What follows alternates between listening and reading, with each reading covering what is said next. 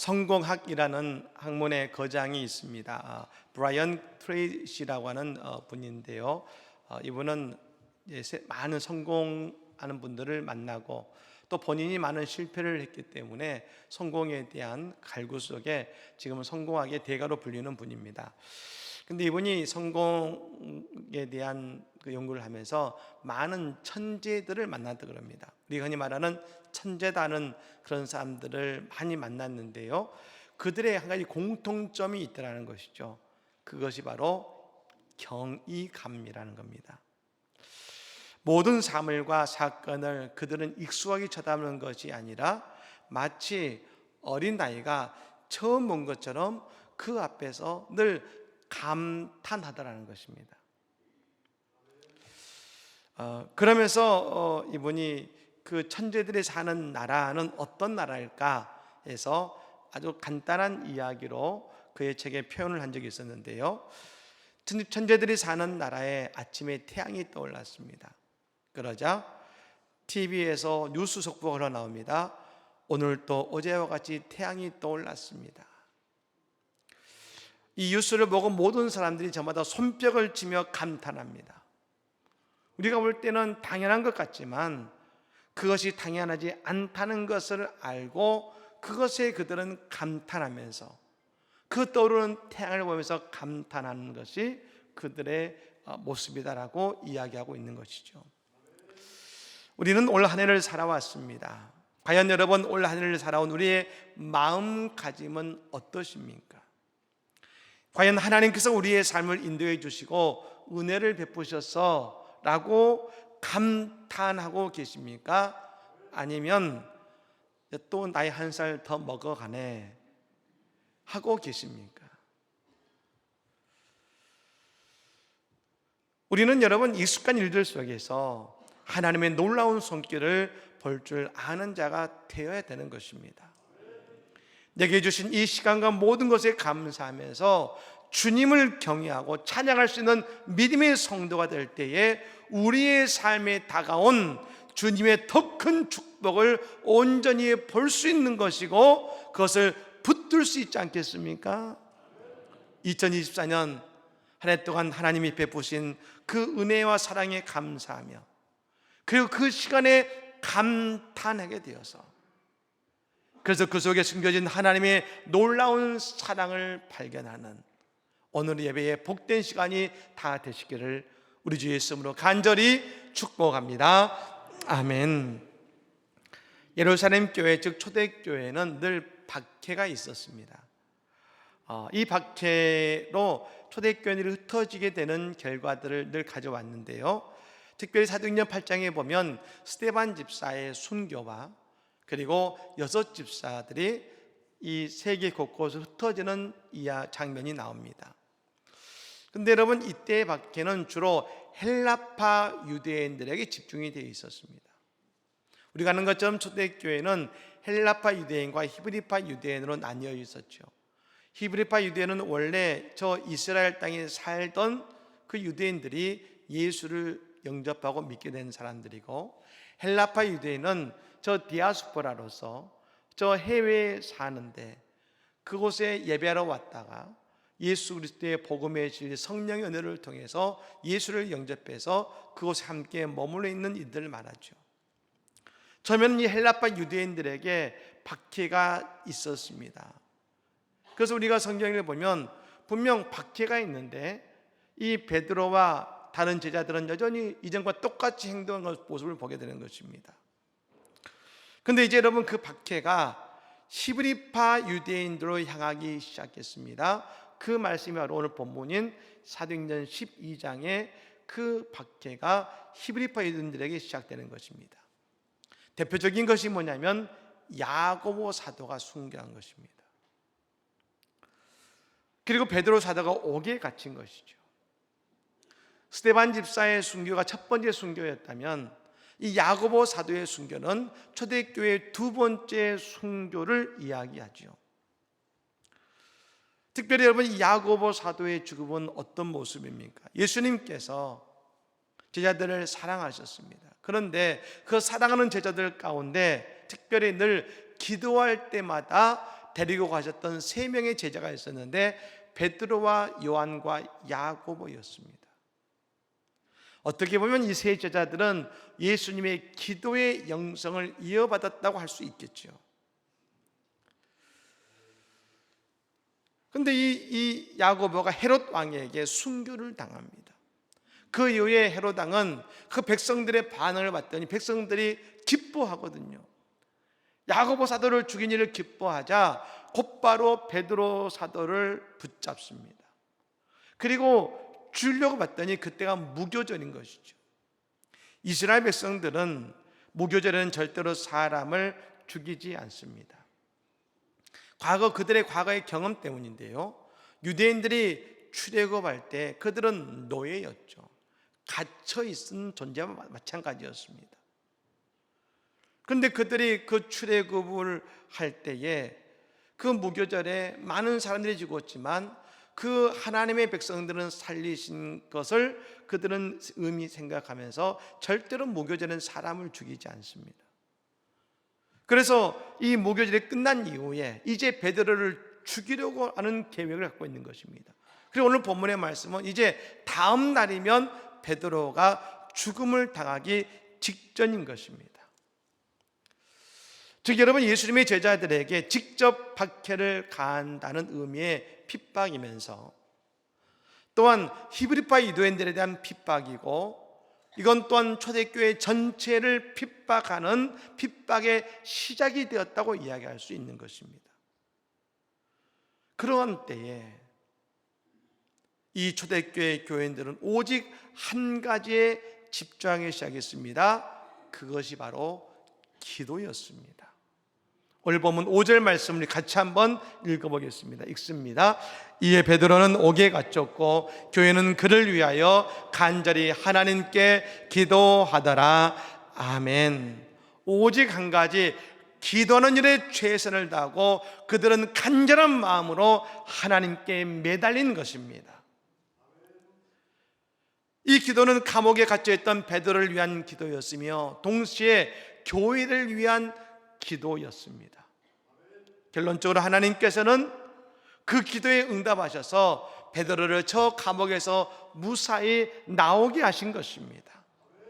이 모든 것은 바로 하나님께서 그 기도를 들으심이고 기도를 통해서 일하시는 하나님이심을 우리는 분명히 알 수가 있게 되는 것입니다. 사랑하는 여러분, 기도는 능력입니다. 여러분, 기도는 응답임을 믿으시기를 바랍니다. 하나님께서는 기도를 통해 일하시는 분이십니다. 우리는 하나님을 생각하면서 이런 말을 할 때가 있습니다. 아니, 하나님이 모든 것을 아시고 천지를 만드시고 우리의 어려움도 될 일도 다 아시는데 굳이 기도해야 우리를 도와주시고 우리를 구원해 주시는가? 그냥 하나님이 우리를 사랑하신다면, 우리를 아신다면 우리가 어려움도 빠지지 않게 하시고 그냥 구해 주시면 될 텐데 꼭 기도해야 되는가? 라고 말씀하신 분들도 있습니다. 근데 여러분, 모든 일에는요 질서가 있습니다. 천지를 창조하실 때 하나님은 두 가지로 창조하셨습니다. 첫 번째는 없는 것을 있게 하셨고, 두 번째는 무질서를 질서로 하심으로 창조하셨습니다. 즉 하나님은 질서를 창조하신 하나님이시죠. 이 땅에도 영적 질서가 있습니다. 근데 그 질서의 주권은 하나님께 있다는 것입니다. 그 하나님께서 인간을 사랑하셔서 축복의 선물을 주셨는데 그것이 무엇이냐면 자유의지를 주셨습니다. 우리가 어떤 사람에게 자유의지를 줄 수 있습니까? 사랑하고 믿는 사람이 줄 수 있죠. 자유의지는 스스로 판단하고 스스로 생각할 수 있는 것입니다. 모든 것이 다 하나님의 다 섭리이지만 하나님은 그 인간이 죄성을 가진 인간도 스스로 판단할 수 있는 자유의지를 주셨기 때문에 하나님은 함부로 그들의 삶에 개입하시기 이전에 하나님이 반드시 기다리시는 것이 있습니다. 우리의 기도를 기다리십니다. 그리고 오늘 우리의 삶을 하나님이 주관하시기 위해 우리가 기도할 때 하나님은 우리의 삶에 역사하시고 우리의 삶 속에 들어오심을 여러분 믿으시기를 바랍니다. 기도를 통해 일하시는 하나님이신 것입니다. 우리의 기도가 하나님께 구체적으로 우리의 삶에 역사하시는 이유가 되는 것입니다.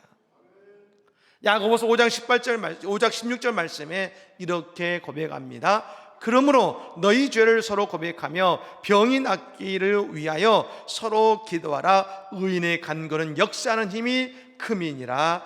아멘. 따라 볼까요? 의인의 간구는 역사하는 힘이 크미니라. 할렐루야. 우리의 간구는 역사하는 힘이 큰 줄로 믿습니다. 그러니까 우리는 우리의 기도를 통해서 하나님은 우리 가운데 역사하시고 하나님의 일을 행하신다는 것입니다. 원래 하나님께서 우리에게 수많은 기도에 응답해 주셨습니다. 또 이럴 때 아멘님 크게 나오면 좋을 텐데. 하나님 우리 교회에 수많은 기도에 응답해 주신 줄로 믿습니다. 예, 하나님이 기뻐하실 것 같습니다. 우리 중보기도 여러분, 중보기도에서 몇 시간 성도님들과 교회를 위해 기도하셨는데 그 기도에 많이 응답해 주셨고요. 여러분 또 금요성령 집회 오시면 뜨거운 찬양이 있습니다. 우리가 주일날 준비 찬양 우리 합니다만 좀 부족하다 하시는 분은 금요성령 집회 오시면 마음껏 찬양하실 수 있습니다. 근데 그 찬양을 마치고 나면 20분 정도 우리는 우리 교회의 중보의 점을 가지고 함께 뜨겁게 합심하며 기도합니다. 이 원리를 따른다면 우리는 한 가지를 알 수 있습니다. 한국교회에 많은 교회들이 있습니다.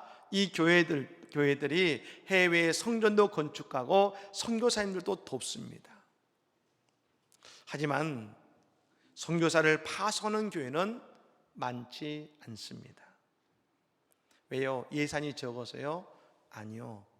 그건 예산의 문제가 아닙니다. 선교사를 위해 합심하며 중보 기도할 수 있는 교회, 선교사를 위한 기도의 자리가 있는 교회를 통해 선교사를 파송할 수가 있다는 것입니다. 이제 오늘 저녁에 우리는 우리와 함께 7년 동안 사역하셨던 오은선 목사님을 일본의 선교사로 파송하는 파송 예배를 갖습니다. 여러분, 저는 이 파송식을 준비하면서 하나님께서 우리 교회를 향해 기도 많이 하는 교회다 라고 인정해 주시는 것 같아서 너무나 기뻤습니다. 우리가 이미 황면 선교사님과 프랜스 선교사님 두 가정을 파송했는데 또 한 가정을 파송할 때 하나님께서 너희는 이 선교사를 위해 기도할 수 있는 교회라고 인정해 주시는 것 같았습니다. 얼마나 감사했는지 모릅니다. 근데 여러분, 우리의 가정도 마찬가지입니다. 오늘 우리의 집도 하나님께서 놀라운 일들을 해 가실 수 있는 가정이 있습니다. 그 가정은 기도하는 가정인 것입니다. 하나님께서는 다른 이들이 보기에 놀라운 일들을 그 가정을 통해 시도하실 수 있습니다. 왜요? 그 가정은 기도하기 때문입니다. 어제 제가 한 성도님을 신방했습니다.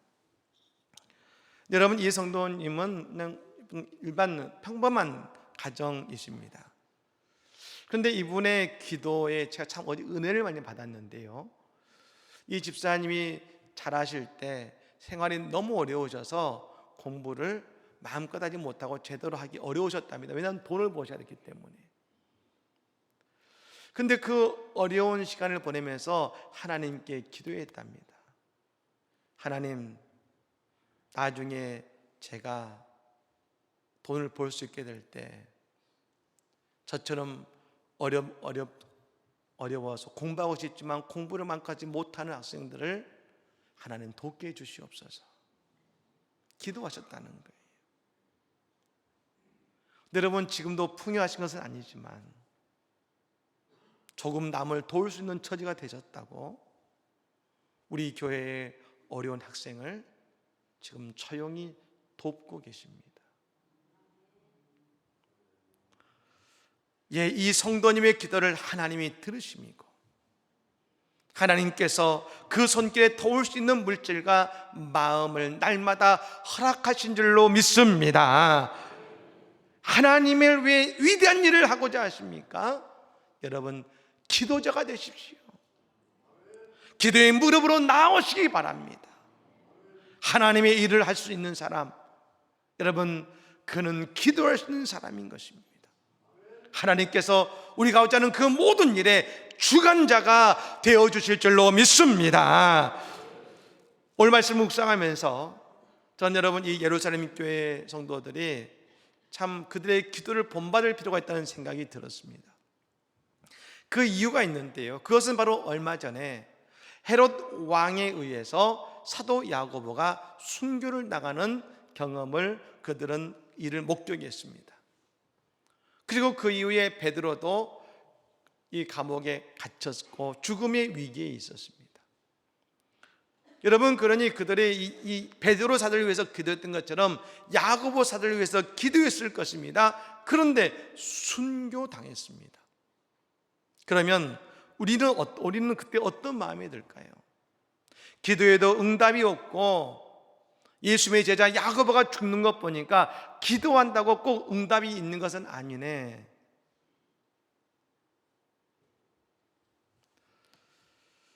여러분, 하면서 낙심하고 좌절하지 않겠습니까? 근데 여러분, 이 초대교회 교인들은 그렇지 않았습니다.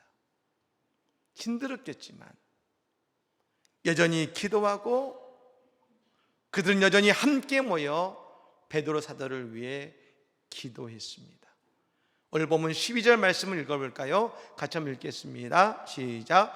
깨닫고 마가라 하는 요한의 어머니 마리아의 집에 가니 여러 사람이 거기에 모여 기도하고 있더라. 아멘. 나중에 베드로가 천사에 의해서 안전하게 집으로 돌아가자 처음에는 아무도 베드로가 왔다는 사실을 믿지 않았습니다. 베드로가 여러분 이 집에 가서 문을 두드립니다. 그의 소리를 듣고 로데라고 하는 여자아이가 분명 베드로의 소리거든요. 깜짝 놀라가지고 그 어른들에게 있는데 가서 말합니다. 베드로 사도가 왔어요. 그래서 여러분, 사람들이 그 여자에게 말합니다. 네가 미쳤구나.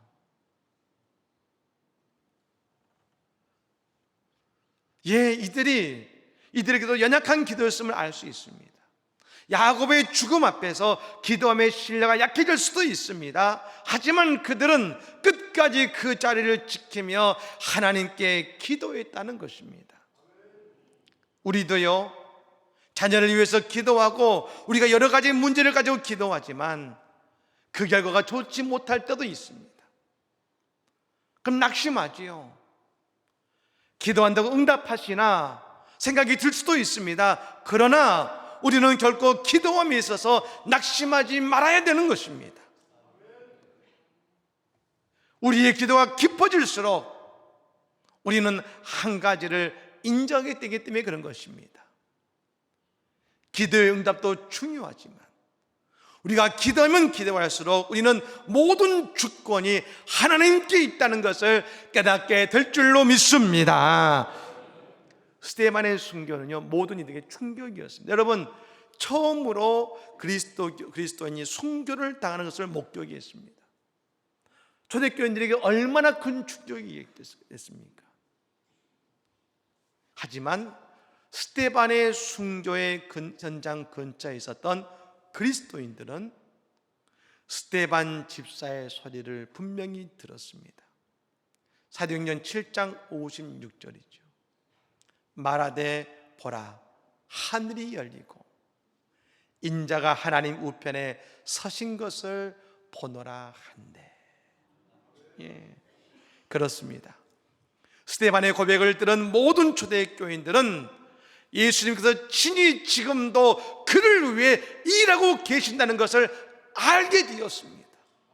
그리고 예수님께서는 지금 스데반에게 역사하고 계시다는 것을 알게 되었을 때 그의 순교 속에서도 예수님의 주권, 하나님의 주권을 그들은 인정할 수 있었다는 것입니다.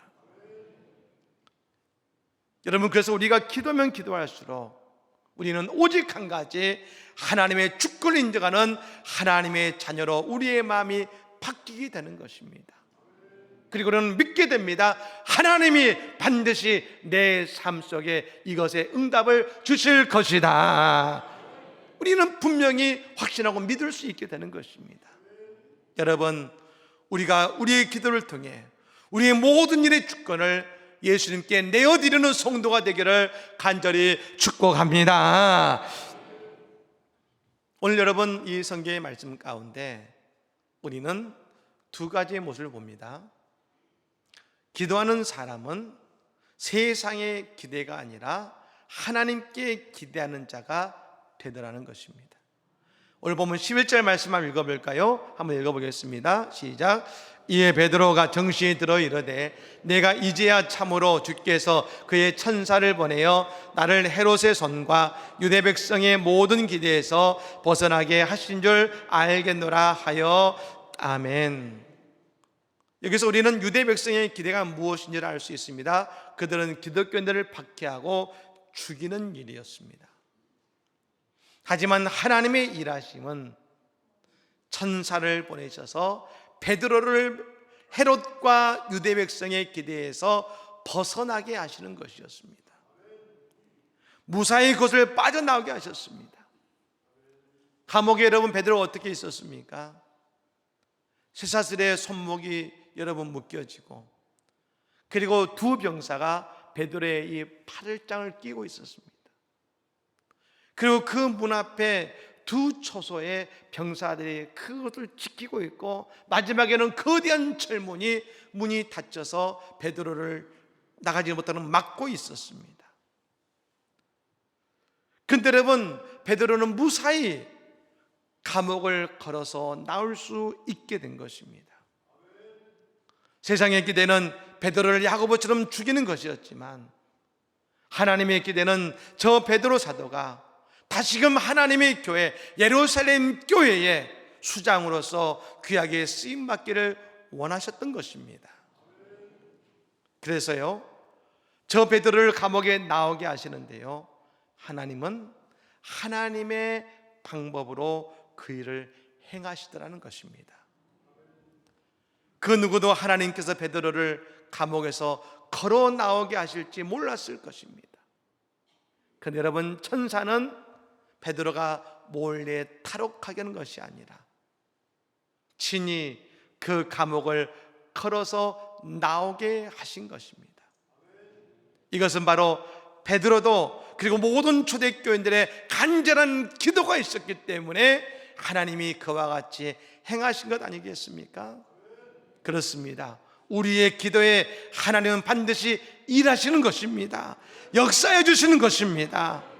베드로조차 그 감옥에서 벗어나기 전까지는요, 이게 꿈이라 생각했었습니다. 이거 꿈 아니야. 그 두 명이 붙들고 있는 감옥, 수사슬에 묶여 있는 감옥, 군인들이 두 곳에서 초소를 지키며 가지도 못하게 문을 막고 있고 철문을 막고 있는데 말입니다.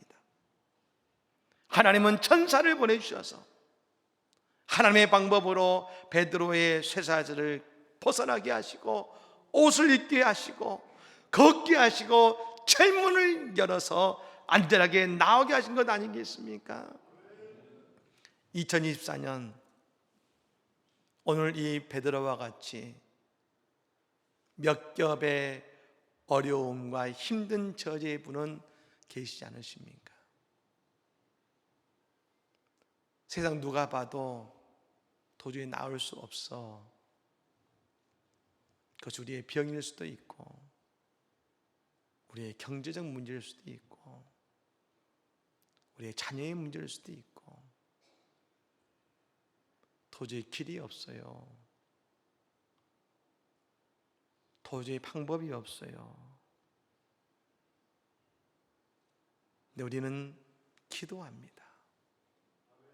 우리의 기도를 하나님이 들으시면요, 내가 생각하는 방법이 아니라 하나님의 방법으로, 예상치 못하는 하나님의 방법으로 너무나 쉽게 그 모든 일을 다 이루어 주실 줄로 믿습니다. 홍해 앞에 다다랐던 이스라엘 백성들은 그들은 어찌할지 몰랐습니다. 하지만 하나님의 방법이 있었습니다. 홍해를 가르시는 것이었습니다. 하나님의 방법. 여러분, 오늘도 잠잠히 기도하며 하나님의 일하심을 기다리시기 바랍니다. 베드로를 구원하신 하나님께서, 저 이스라엘 백성들을 홍해를 가르친 하나님께서 우리의 기도를 응답하셔서 그와 같은 놀라운 일들을 다 이루어 주실 줄로 믿습니다. 우리의 기도, 하나님의 일하심, 그리고 하나님의 응답하심, 이 모든 것이 2024년을 마무리하는 우리 모두의 응답이 될 줄로 믿습니다. 이 응답의 주인공으로 주님을 더욱 찬양하는 초대교인들의 아름다운 찬양의 고백이 오늘 우리의 찬양의 고백이요 간증이 되시기를 우리 주 예수 이름으로 간절히 축복합니다. 아멘.